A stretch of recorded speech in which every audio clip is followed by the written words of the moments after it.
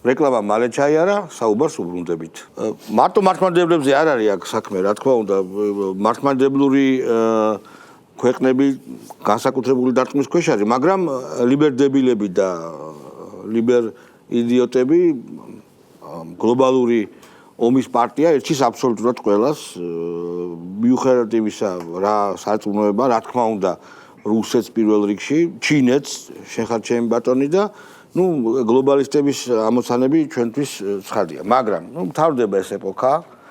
ჩვენ იმიტომ ვიგებთ პირველი მიზეზი, რის გამოც ეს კედელი, ხო, ყრუ კედელი, რომელსაც ვერ არცხებოდ ამდენი ხანი იშლება, არის აი სწორედ ეს რეჟიმის, იქაური რეჟიმის ჩამოშლა, ყავლის გასვლა. ჩემი აზრით ეს დაიწყო, ეს დავინახეთ ჩვენ, როცა ავღანეთიდან ძალიან სამარცხვინოდ გაიქცნენ. ეს ჩემთვის ეს პირველი მერცხალი იყო, მივხვდი რომ ამერიკის შეერაღებული ძალების სიძლიერის დატამალიც არ არის იქა, აღარ არის, სამარცხვინო იყო ძალიან. ვიეტნამში მოუჯერთ ესე და შემდეგ მოუწიათ არმიის კონცეფციის შეცვლა, კრევამდელები აღარ გაიწვიეს და შეცვალეს რა. და ეხლა მით უმეტეს ესეთი სიტუაცია. ჩვენ სულ ცოტა დაგვრჩა და 20 იანვარს მართლაც ყველაფერი შეიცვლება. ორი ადამიანი, ორი აგენტი, გახარია და სააკაშვილი ამბობენ, ასახელებენ ამ 20 რიცხვს. როგორც რაღაც განსაკუთრებულ თარიღს, რომ აი 20-მდე თუ არ მოვასწარით, შემდეგ უკვე გვიანი იქნება. ეს თვითონ ისინი ამბობენ, ჩვენ კი დაგვცინიან, რომ ტრამპის დიდი იმედი რატო გაქვთ, მაგრამ თვითონ ისინი ამბობენ 20 რიცხვს კავშირდებენ, ანუ მათ უნდა ვენდოთ ამ შემთხვევაში. მოდი ხა იმაზე ვილაპარაკოთ, აი რომ მორჩება ეს ყველაფერი, ახალი წელიც მოვა. მე მგონი აღარ დადის ხო? ეს რაღაც მარშები აღარ არის, ცოტა დადის. რაღაც მოგონილი მარშებია. ხო, ნუ ეს მილევადი რეჟიმი, ხო? ეს ფულს აპრავებენ ალბათ, ეს მილევადი რეჟიმია. და ნუ დარჩება ეს რა თქმა უნდა, ეს ხალხი, რომელიც უკმაყოფილოა და შემდეგ უკვე ჩემი აზრით, რაც მათ აიძულებს უბრალოდ რომ ცხოვრებას სხვა თვალით შეხედონ, ეს არის პრაგმატული შედეგები. ჩემი აზრით, ჩვენ არანაირი საფრთხე ევროინტეგრაციას, რა თქმა უნდა, არ დაგვემუქრება. ჩვენ შევინარჩუნებთ სავაჭრო პარტნიორის სტატუსს, როგორც ევროპასთან, რუსეთთან, თურქეთთან და ასე შემდეგ. ომის დასრულების შემდეგ მეორე ფრონტის გახსნის საშიშროება აღარ იქნება და ყველა დაინახავს, აბსოლუტურად ყველა დაინახავს, რომ ეკონომიკა წავა წინ, ევროინტეგრაცია წავა წინ, სხვა ევროპასთან, სხვანაირ ევროპასთან და აი ხეირი, კონკრეტული ხეირი, რომელიც ადამიანები მოიპოვებენ, ეს ამ პროტესტს საერთოდ გააჩერებს. აი ჩემი აზრით ეს პერსპექტივა არის. იმიტომ რომ ეს ყველაფერი რაც ახლა ხდება, არის აბსოლუტურად ხელოვნური, სიგიჟი არის ეს. აი რაც ახლა ხდება, ვითაც ეს აადუღეს, რომ ევროპასთან წვეთ კავშირს და რუსეთისკენ მიდივართ, ეს ხოლმე ჩელაბინსკში გავიღვიძეთ. ეს არის აბსოლუტურად სიგიჟე და ხელოვნური. რით ვერ მივედით ამ რუსეთში 12 წელი მივიდით. და უბრალოდ აი ქართველებს ჩვევი არის. აი ხა არის რაღაცა თრალი кейპის ბოლოს რო ყაყალებენ ადამიანები და მე რო გამოიძინებს ეს ხალხი დაინახავს საკუთარი თვალით, რომ აი ეს რაღაცა უბედურება, რომელსაც უქადიდნენ ეს ბაბაიაგები, ხო? ის აღარ ხდებოდა პირიქით არის. აი ეს. მე შენ არ გეთანხმები, მაგრამ მე უფრო სხვანაირად მე როგორც ადამიანი, რომელიც გამოუსწორებელი ოპტიმისტი ვარ სინამდვილეში. ოღონდ პოლიტიკაში პესიმისტი. ერთ ამის გეტყვია, რომ სინამდვილეში შენ არ გეთანხმები ერთ ძალიან მნიშვნელოვან კომპონენტში. მე მჯერა რომ საქართველოში აუცილებლად გააგზელებენ ეს არაადეკვატურობას. უბრალოდ ერთი განსხვავება იქნება რა. ჩვენ რაღაც მომენტში უბრალოდ შევეჩვევით შალვა. არა, მე რას გულისხმობ რა. ხო, მარგინალიზაცია მოხდება. ანუ რას ვამბობ რა. 5 წელია ყველა გაზაფხულზე და შემოდგომაზე რაღაცა სიგიჟე ხდება ქვეყანაში. თუ გახსოვთ პირველად 2019 წელს რომ მაშინ რაღაცა რომ მოვაწყეს, ამას მოყვა რომ საკმაოდ სერიოზული დარტყმა მიიღო მაშინ ტურისტულმა შედეგმა. ეხლაც ეგრეა.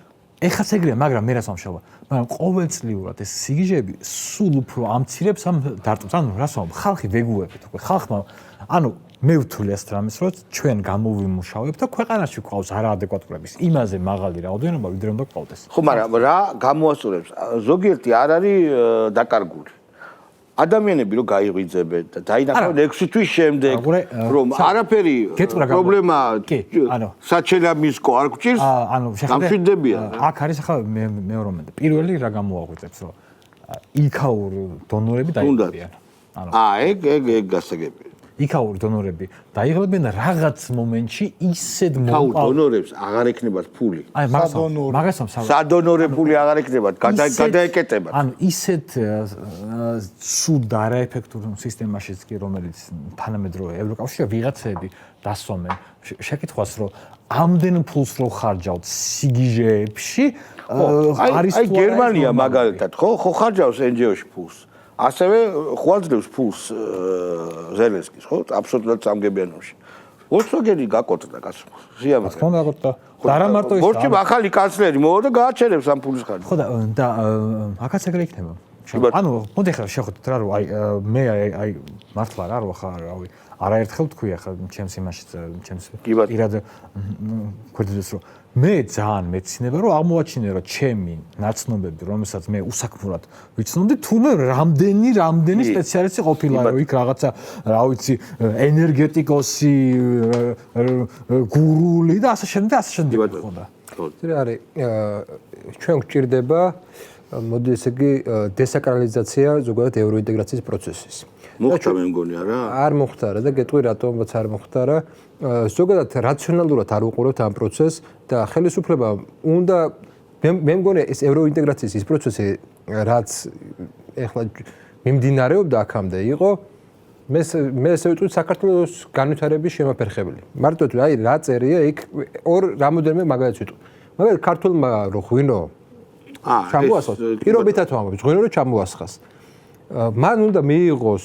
საფრანგეთის ლაბორატორიიდან დასკვნა რომ ეს შეესაბამება იმ ტექნოლოგიებს სტანდარტს თუ არ შეესაბამება კერძო ევროპაში სიხე-სამართლის დანაშაულია რა თქმა უნდა ანუ ადამიანს საკუთარ სახლში რომ მოიყვანოს ღვინო და გაყიდოს ეგ დანაშაულია ევროპულ სასამართლოს მე ევროპასთან ინტეგრაციას ევროკავშირში შესვლას არ გულისხმობ ევროპასთან ინტეგრაცია გაცილებით უფრო მოსულობითია ვიდრე კონკრეტულ ევროკავშირში რომელსაც არ ვიცი საბედი აქვს იქ შესვლა ევროპასთან ინტეგრაცია ნიშნავს ვაჭრობას ევროპის ქვეყნებთან სიარული კულტურული ტურისტული და კულტურული მიმოსვლა სახალხო დიპლომატია ამას გულისხმობ მე რა მგონია გადახედვის მთავარი ობიექტი რა არის და ჩვენი სუვერენიზაციის მთავარი ობიექტი რა არის რომ ჯერ ერთი ამაზე ღიად უნდა დაიწყოს საუბარი რომ ესეთი ურთიერთობა რეალურად არ გაგვარვითარდებს ჩვენ ყველაზე საუკეთესო ტვინებსაც წაიყვანენ აქედან არაფერი არ დაგვრჩება რეალურად რა სნორო არის ჩვენი წყალი თუ იმათი ლაბორატორიული დასკვნა არ იყო და იმ სტანდარტებს არ შეესაბამებოდეს ვერ ჩამოვასხავთ სნოსაც კი აქედან გამომდინარე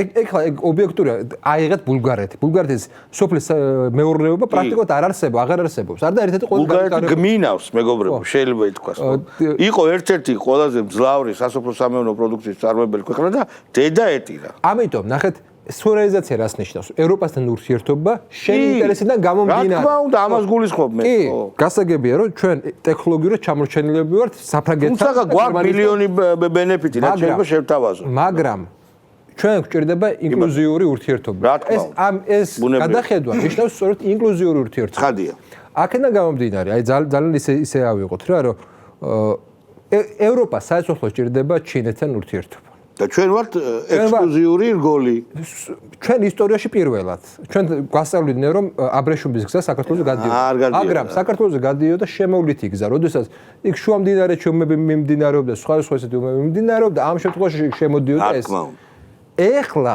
პირველად ჩვენს ისტორიაში პირველად პირდაპირ საქართველოსზე გადის ეს გზა აქედან გამომდინარე ჩვენ გვაქვს უკვე იმის რესურსი ჩვენი პირობები დავაყენოთ ჩვენი გლეხის ინტერესი წამოვწიოთ წინ ის კი არ გავითვალისწინოთ რომ ეხლა რაღაც გერმანულ პროდუქტებს რაღაცა საფრთხე შეექნება და იქ სტანდარტები დაგვიწესოს ისეთი რომელსაც ვერ შევასრულებთ უბრალოდ ვერ შევასრულებთ არც უნდა შევასრულოთ და აქედან გამომდინარე აი დესაკრალიზაცია ჩემთვის ნიშნავს აი პრაგმატიზაციას და იმას რომ ჩვენ ამ ურთიერთობით ფული უნდა მივიღოთ უნდა ბენეფიტები მივიღოთ და ეს არ უნდა იყოს სამხედრო როდესაც საქართველოს ხალხმა რომელსაც უთხრეს რომ ევროპასთან კავშირი წლება არიხულა როგორც ვიღაცებს ეგონათ ქუჩაში არ გამოვარდა და რევოლუცია არ მოაწყო უკვე დესაკრალიზებულია გარკვეული ნაწილი მე აი დესაკრალიზაციის თემა მინდა გავშალო იმიტომ რომ მე ვფიქრობ რომ შემდგომი 4 წელი რასაც პოლიტიკურ დისკურსი უნდა დაეთმოს არის სწორედ აი ამ დესაკრალიზაციის განშლა ეს არ ნიშნავს რომ ევროკავშირის დემონიზება მოხდეს არამედ უნდა აიხსნას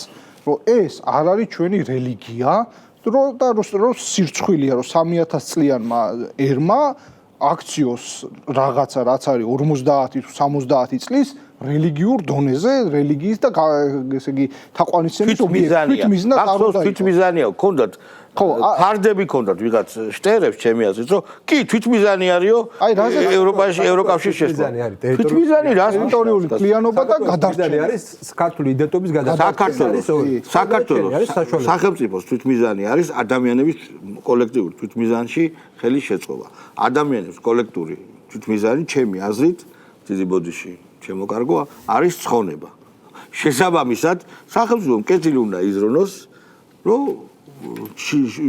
დაიცვას რელიგიური ტრადიციული გარკვეული ღირებულებები შეუქმნას ადამიანებს თავისი შრომით მოწეული სარჩოს დაცვის მექანიზმი. აი ეს არის თვითმიზანი. დესაკრალიზაციაში რა იგულისხმება? ევროპა იქნება ეს თუ სხვა რამ იქნება? ჩვენ როგორც ერთის მხრივ ჩვენ უნდა გავძლიერდეთ როგორც რეგიონალური მოთამაშე და ამას გითხადია კონკრეტული ნაბიჯები უნდა მოყვეს, ეხლა ადრე ამაზე საუბარი და არ შეიძლება, აი უბრალოდ ნახეთ ესეთი რაღაცებს უნდა ვისაუბროთ, აი მაგალითად რამოელის დემოგრაფიას, მაგალითად უნდა თუ არა ევროკავშირის მეორე უნგრეთი თავის წევრად, მაგალითად დევნილების მიღების კვოტა მოგწოს თუ არა? მაგალითად სუვერენულობის დათმობა ხო არის დიდ კავშირში შესვლა, გვაქვს ხარი ორმას რაზე გაუხურეს პირველად? ანუ რატო შეუხურებენ რომ აი ხო შეეძლოთ ეთქვა რომ აი არ უნდათ ეს LGBT უფლებები და ჩორცნიმი რა როგორც რუსები იყვნენ არ თქვეს ანუ იყოს რა არ თქვეს და თან ახლა დავაკვირდეთ ევროკავშირი ძალიან პრაგმატული ეკონომიკური ისა შენ გაღებულოს ფაქტურად არაფრის გამო სტაფილოს გამო ანუ ღია კარის გამო უფასო იაფ მუშახელს და რავი კიდე ბევრ რაღაცას ხო თან ისეც რომელიც განსხვავებით სხვა თქვათ იგივე კონფესიის წარმომადგენლისგან კულტურულად უფრო ადაპტაბელურია იქაურ გარემოსთან ხო ამას ღებულობს ძალიან ბევრი ქვეყანა გერმანია საბერძნეთი იტალია და სხვა შესაბამისად ისინი ანუ ეხლა რა ხდება ხო ანუ ჩვენი გეოპოლიტიკური ფასი იზრდება და ჩვენი მთავრობა ეუნება რომ ჩვენ მეტი ვღირვა და არ ვღივართ 0.1 ცენტი როგორადაც ადრე ყიდულობდით ჩვენგან რესურსებს ხო და ამ სოფლიო ესე იგი ნეოლიბერალურ კაპიტალისტურ სისტემაში ეს არის ხო რომ აქედან როგორც პერიფერიული ქვეყნიდან ხდება გადინება რესურსების და იაფი მუშახელის და იქიდან შემოდის კონსუმერული სამომხმარებლო რაღაცები და პლუს კულტურული სიშნეგეები და ჩვენ უნდა მოვიხმაროთ ეს და ვიყოთ ბედნიერი და ეს აღარ გვინდა აი ეს არის პასუხი აბარა და ზაზა დაასრულეს ჩვენს მონძელ წეღან მითხარი რომ მარტო მართლმადიდებლებთან დაკავშირებით არაფერი შუაშიაო და არა არაფერი შუაში არ არის ყველას ერჩის მაგრამ უპირველესი მიზანი მე აი გავიხსენებ სეჟინსკის ესეთ გამონათქვამი ქონდა ნუ გინდა არ გინდა ამერიკელების საგარეო პოლიტიკის აქამდე იყო იდეოლოგია იყო და დღესაც მგონი დღეს გამოვიდნენ მაგ ჭდილით ანუ ის კაცი ამბობდა რომ კომუნიზმს რო დავამარცხებთო, მე ჩვენი მთავარი მიზანი არის რომ მართლმადიდებლობა უნდა დავანაწევროთო. დავშალოთო და შესაბამისად რუსეთიო, ანუ მთავარი დარტყმა მათთვის მაინც რუსეთი იყო და ამაში მოგვიხმარებიანო უკრაინელებიო, სადაცო ხალატი ესო შეულებრივი ნორმაა. ანუ ის რომ მართლმადიდებლობას ერჩიან, განსაკუთრებით ერჩიან, ეს ხო ფაქტია და ცხადია და აქ დღესაც ამ ყველაფრის ფონზე, სადაც ამდენი სანქციები და უბედურება და ჯერ კიდე არავის არ შეეშინდეს, ჯერ კიდე 20 იანვრამდე ამაზე უარესი რაღაც სანქციები იქნება. ანუ მაქსიმალურად შეეცდებიან რომ ხალხი რაღაცნაირად შეაშინო, რაღაცა შინაგან საქმეთა სამართლის ძალას ვერ მოერევი. ხო, ჩამოშალონ და ასე შემდეგ, მაგრამ ამას რა თქმა უნდა ვერ მოერევიან, ეს არის გამორიცხული. ძალიან კარგად იციან იქაც და ჩვენმა ოპოზიციონერებმაც, ეგრეთ წოდებულმა ოპოზიციონერებმა საკრალური თარიღი 20 იანვარი. უყურეთ რა შეასაქმე, როდესაც სააკაშვილი გამობძანდა და 20 იანვართან დაკავშირებით ისაუბრა, მან ასეთი ფრაზა გამოიყენა. ჩვენ ეს ყველაფერი უნდა მოვასწროთ 20 იანვრამდე, რა თქმა უნდა რევოლუცია იგულისხმებოდა, წინააღმდეგ შემთხვევაში ოპოზიციის ძალა შესუსტდება. ანუ ამათო გარკვეული აქვთო თავისი ურთიერთობები დალაგებული აქვს თუ ასე სიტყვით გამოიყენა, სათავისოთ აქვს დალაგებული ამერიკის ახალ ადმინისტრაციასთანო და შესაბამისად ეხლა უნდა მოვასწროთო. ანუ რას ნიშნავს ეხლა დალაგებული აქვს ურთიერთობა ხელისუფლებას ამერიკის ახალ ადმინისტრაციასთან. შენ თუ მოქალაქეების ერთი ჯგუფი, რომლებსაც ქართველ ხალხად მოიხსენებენ და ამითაც შეურაცხყოფას გვაყენებენ, ერთი ჯგუფი მე მედავები ხელისუფლებას რომ მე გამიფუშდა ურთიერთობა ამერიკის შეერთებულ შტატებთან. ქვეყანას, რა თქმა უნდა, ხელისუფლებას მაბრალებ მე რომ ჩვენ ქვეყანას გაუფუშდა ურთიერთობა ამერიკის შეერთებულ შტატებთან. და ამაში ჩართულია ხო ეს რაღაცა ეგრეთ წოდებული პოლიტიკოსები.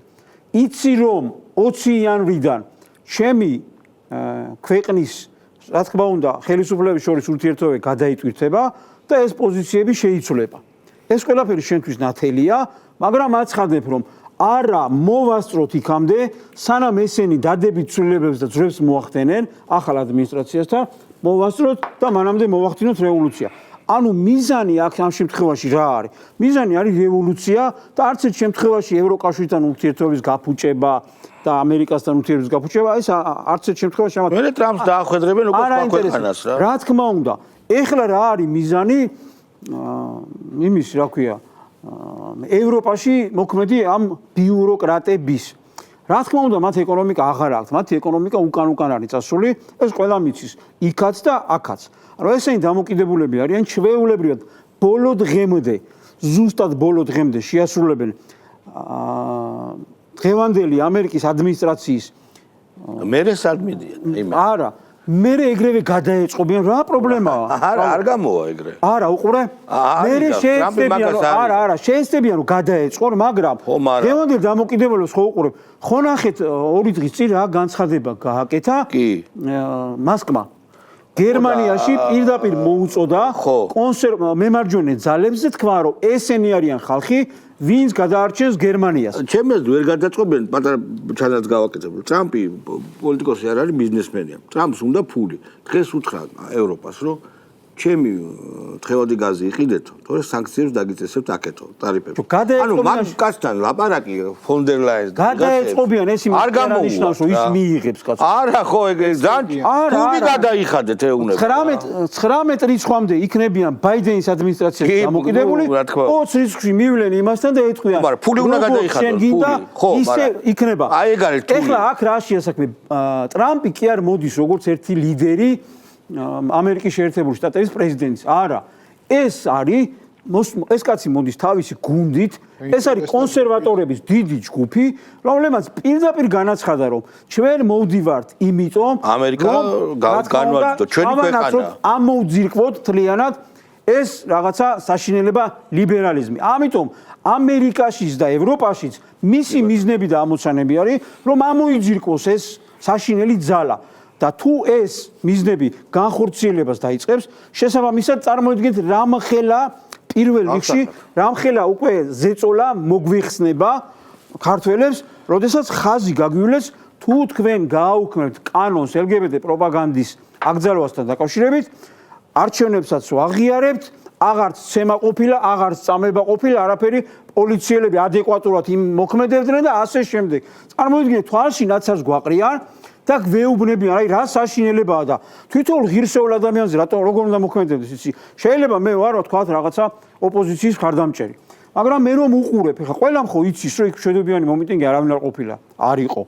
ანუ შენი ინტერესი და იმის ინტერესი დღეს ემთხოვა ერთმანეთს, მაგრამ ის ხვალე რო დაჭირდება და შენი ხელისუფლება რო იქნება, ის მე გამოვა და ისევ ისე თავის ინტერესებიდან გამომდინარე მე შენ მოგაყენებ უარესად კაცო ერთხელ მოგიში და იმას შენი ქვეყანა უარესად გიზ ფეხებზე კიდია და შენი ინტერესებიდან გამომდინარე იმას კუც უკიცინებ ეგრე არ არის ანუ ის თუ შენი ქვეყნის მტერია შენი მისი მეგობარი ხარ შენ ვინ გამოდიხარ ამ შემთხვევაში ჩვენ უნდა დავიცვათ ჩვენი ქვეყნის საერთო ინტერესი ჩვენი ღირსება ანუ ადამიანები ღირსეულად უნდა უდგებოდეთ ყველაფერს სამმართველიანად უნდა ვიქცეოდეთ რანაირად შეიძლება დღეს გვეუბნებოდნენ რომ აი როგორ შეიძლება ეხლა მარტივად მოგვარდეს ეს საკითხი აი ხო ძალიან მარტივია დღეს გამოდიან ევრობიუროკრატები და გვეუბნებიან ჩვენ ვდგევართ ქართველი ხალხის წინა ესა გვერდით არა კიდევ დაუდგებით ამას ვიზავთ იმას ვიზავთ არის მათი მოთხოვნა არის მოლაპარაკებების გახსნა თუმცა სხვა